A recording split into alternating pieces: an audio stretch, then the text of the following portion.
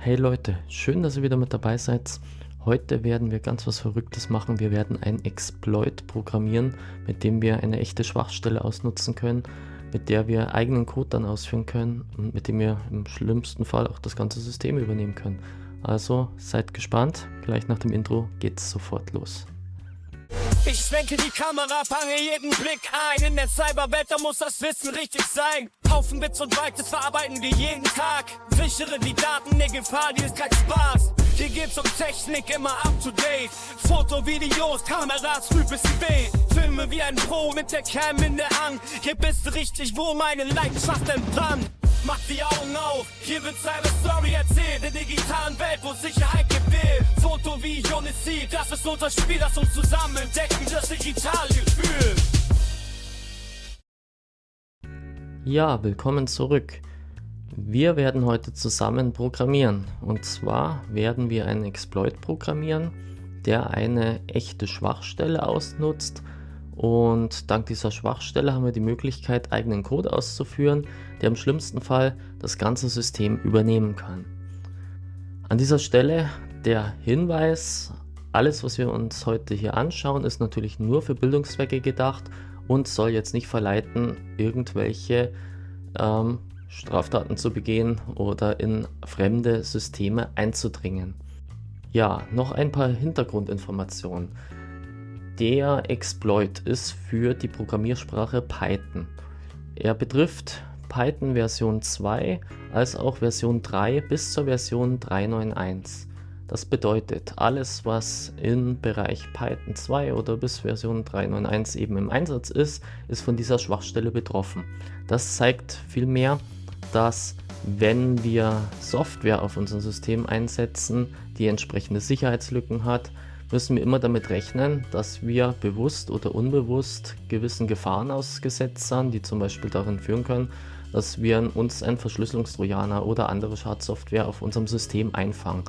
Deswegen an dieser Stelle nochmal der Hinweis: Bitte schaut wirklich drauf, dass ihr Software, die ihr bei euch einsetzt oder auf euren Surfern einsetzt, dass die immer aktuell ist und entsprechend gepatcht ist. Gerade Software, die nicht mehr gewartet wird, unterliegt bekannten oder auch unbekannten Risiken und das Risiko solltet ihr einfach nicht eingehen. Wir werden jetzt einfach mal Schritt für Schritt uns diesen Exploit zusammen erarbeiten. Wir werden ihn nach und nach testen und immer weiter verfeinern und smarter machen.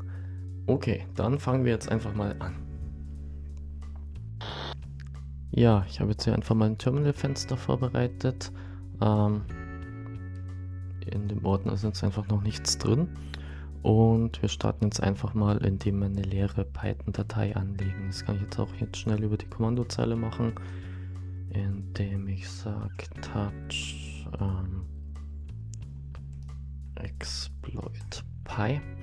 Ich kann jetzt entweder über Nano das bearbeiten, aber nachdem es jetzt nicht so schön ist, nutze ich jetzt einfach einen anderen Texteditor, um den Code zu bearbeiten. Ich habe an der Stelle Brackets mir ausgesucht und wir öffnen jetzt einfach mal die leere vorbereitete Python-Datei in Brackets.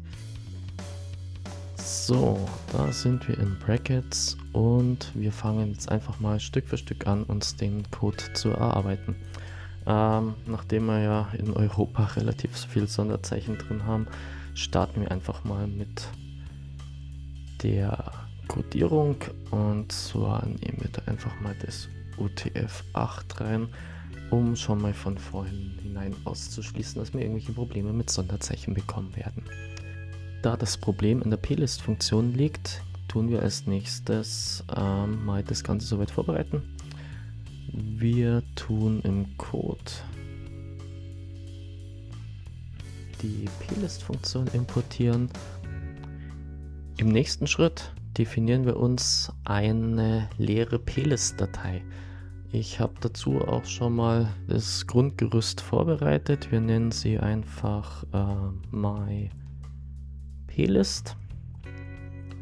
Und jetzt brauchen wir einfach mal das, und das habe ich jetzt mal reinkopiert. Das ist eine, hoppala, das ist gleich. Das Ganze soll jetzt mal einfach ein leeres plist-File darstellen, mit dem werden wir jetzt in Vorbereitung arbeiten. Und im nächsten Schritt werden wir nun die plist-Datei einlesen und verarbeiten. Das Ganze machen wir mit try, weil wir wissen noch nicht, ob das Ganze funktionieren wird. Wir definieren da mal plist data, nennen wir das Ganze mal, und rufen jetzt die plist library Funktion auf und wir machen jetzt ein read plist from string und nehmen jetzt hier unsere myplist. So, damit lesen wir sie ein und im nächsten Schritt wollen wir die ganzen Werte drin checken, beziehungsweise den einen Wert. Dazu nehmen wir auch die Evaluierungsfunktion und sagen wieder plist data. Und jetzt brauchen wir hier die eckigen Klammern und da kommt dann der Schlüssel rein, den wir auslesen wollen. Den müssen wir uns aber erst noch einbauen. Exception Abfang, Exception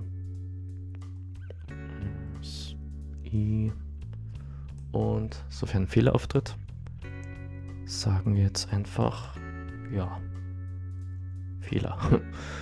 Nicht ganz kreativ, aber es reicht, um den Fehler abzufangen. Das war's im Prinzip schon.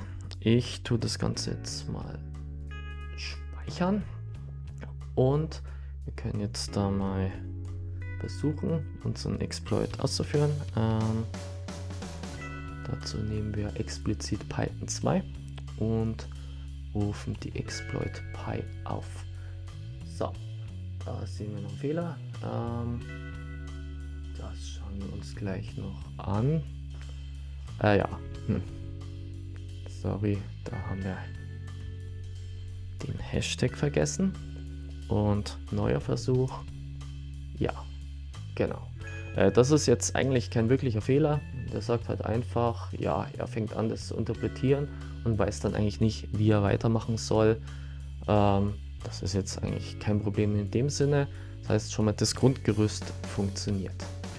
Jetzt werden wir die plist-Datei so bearbeiten, dass wir versuchen, über diese Serialisierungsfunktion, die an der Stelle das Ganze evaluiert und im Prinzip die Daten aus diesem XML ausliest, so zu manipulieren, dass wir jetzt hier eigenen Code ausführen können. Jetzt definieren wir an der Stelle erstmal einen Key. Ich nenne ihn jetzt einfach mal Run.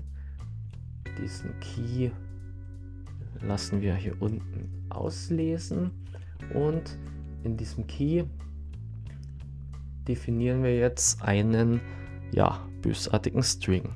Der String ist jetzt nicht irgendein String, sondern wir möchten an der Stelle einen Befehl erstmal ganz simpel in der Command Line ausgeben.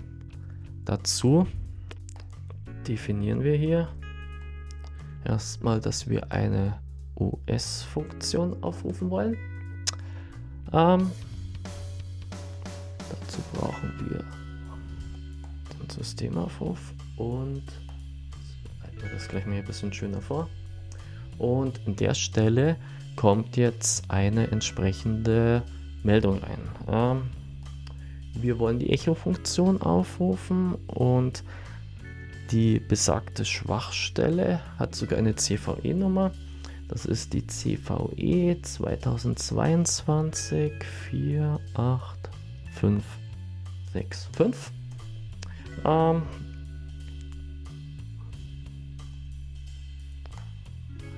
Tag, aber nicht, ich habe die natürlich nicht entdeckt, sondern ich habe die exploited jetzt hier.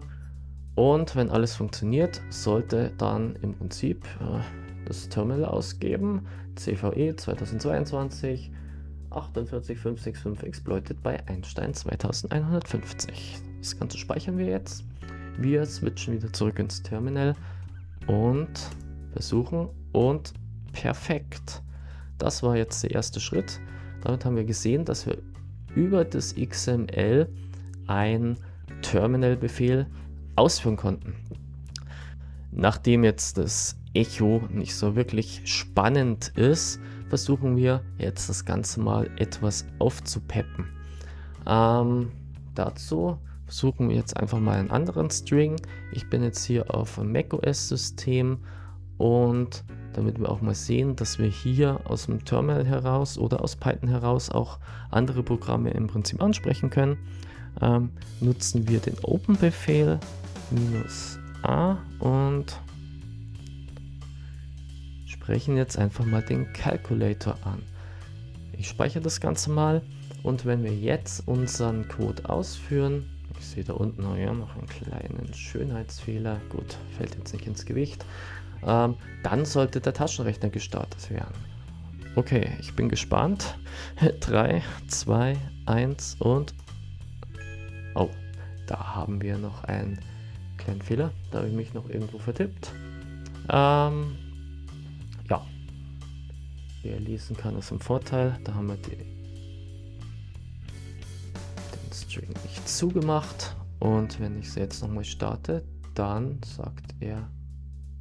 ja, ich habe wieder einen Fehler gemacht. Natürlich wäre es vom Vorteil, wenn man das richtig schreibt, aber jetzt dann, tschack. Und wir sehen es, hier unten ist reingehüpft. Ich schiebe ihn jetzt mal rein. Wir haben den Calculator gestartet durch unseren Code.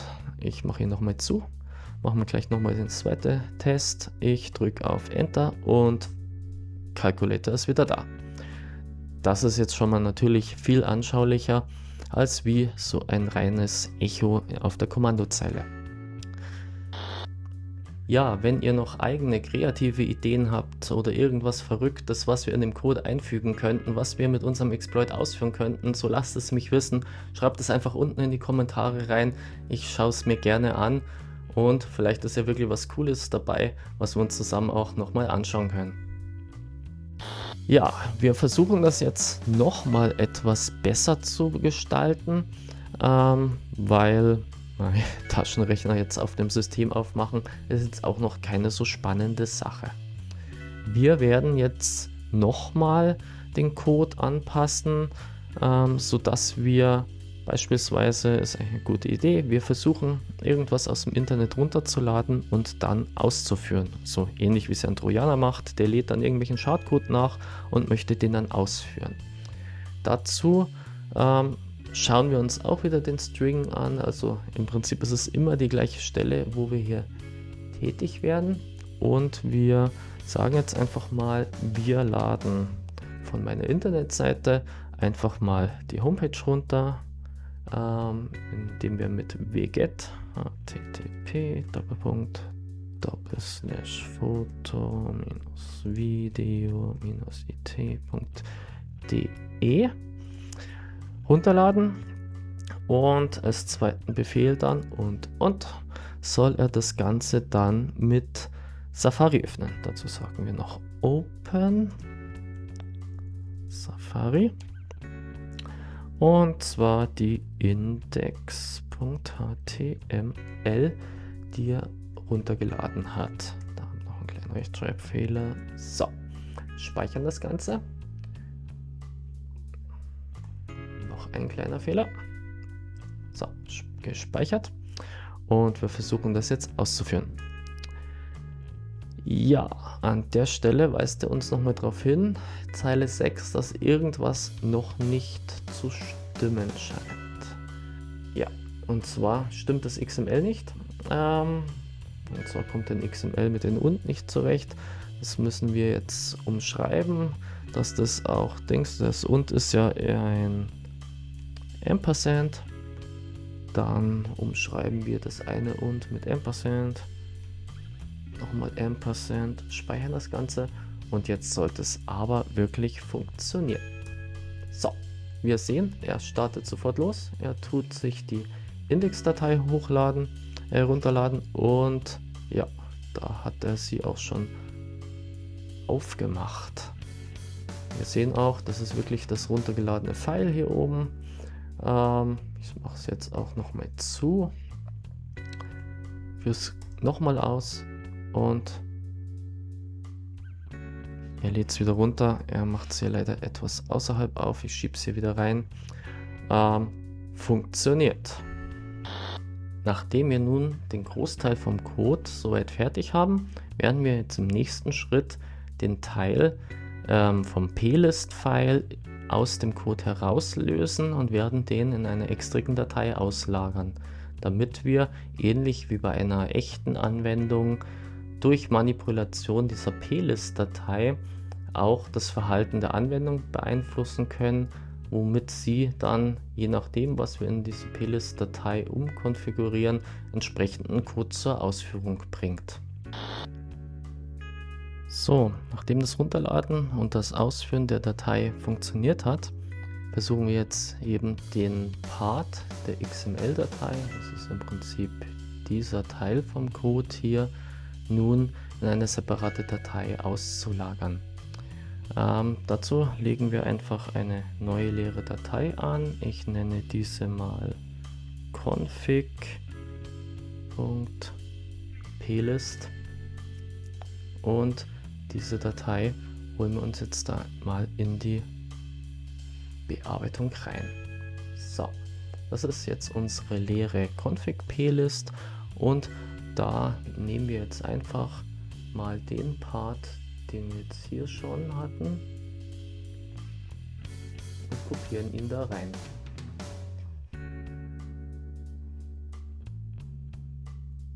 Speicher nicht vergessen. Damit haben wir jetzt schon mal eine leere plist-Datei. Nee, leer ist sie eigentlich nicht, sondern sie enthält genau den letzten Code, den wir auch ausprobiert haben, drin. So, den Part brauchen wir jetzt nicht mehr, den können wir jetzt rauslöschen. Jetzt müssen wir natürlich schauen, dass wir die Datei einlesen, weil wir haben es natürlich jetzt nicht mehr im Code, wir müssen es jetzt extern interpretieren, einlesen, verarbeiten. Dazu brauchen wir eine OS-Funktion, deswegen importieren wir jetzt noch die OS-Library und wir müssen jetzt definieren, wo soll das ganze Programm nach der externen plist-Datei suchen. Wir machen jetzt mal den plist-File-Path, nennen wir den ganzen mal, rufen die gerade importierte OS-Funktion auf, sagen Path und das ganze joinen, ermitteln dann das Current Work Directory, also wo wir gerade drin stehen. Das ist der Pfad, wo wir die Python-Datei ausführen, weil auf der gleichen Ebene haben wir jetzt auch die plist-config angelegt und dort soll er uns jetzt die config.plist laden. Hochkomma ist geschlossen, passt, dann haben wir das wieder nicht übersehen. Der nächste Schritt, try, ist der Schritt, wo wir jetzt die Datei lesen müssen.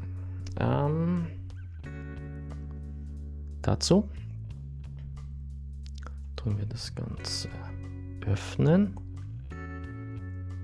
plist File Path hatten wir ja das oben genannt. Sollen jetzt da read as byte, damit wir das auch byteweise einlesen, as plist File Doppelpunkt nennen wir das Ganze. Und dann im nächsten Schritt tun wir die plist Data wieder mit plist lib read. In diesem Fall plist sollte ausreichen. Und da müssen wir jetzt natürlich umändern auf die plist File. Damit haben wir oben den Pfad definiert, sagen dann an dieser Stelle, dass er das entsprechend öffnen soll, und hier werden die plist-Data in die Variable plist-Data gelesen, und danach machen wir das gleiche wie bisher. Wir evaluieren die Daten und fangen das Ganze mit einer Exception ab. Ich speichere das Ganze und ich bin gespannt, ob das jetzt tatsächlich funktioniert. Bevor wir jetzt schauen, ob der Code auch wirklich funktioniert, möchte ich euch noch bitten, ein Like und ein Abo dazulassen. Wenn ihr auch noch die Glocke aktiviert, verpasst ihr keine neuen Videos von mir. Somit seid ihr immer up to date, wenn es neue Videos aus dem Bereich Hacking und IT-Security von meiner Seite gibt. Doch jetzt schauen wir, ob alles funktioniert. Wir sind wieder im Terminal und haben jetzt wieder die Python 2 Exploit Py, und jetzt probieren wir es aus. Oh, da haben wir scheint noch einen kleinen Fehler drin. Ja, expected an intended block. Oh, da haben wir einen Einrückungsfehler. Das gehört natürlich eine Stufe eingerückt, aber jetzt sollte es funktionieren. Ja, er lädt wieder runter und er öffnet die Homepage. Ich ziehe es euch wieder rein. Er tut das hier immer außerhalb vom Fenster öffnen und der Code funktioniert. An der Stelle haben wir jetzt auch nochmal die Möglichkeit, den Code anzupassen. Dazu einfach jetzt ganz komfortabel. Ich kann es euch auch nochmal zeigen an dieser Stelle. Das ist jetzt unsere Programmdatei und das ist die plist-Datei, und wenn ich die mit Xcode öffne, es dauert jetzt einen kurzen Moment, bis Xcode gestartet ist.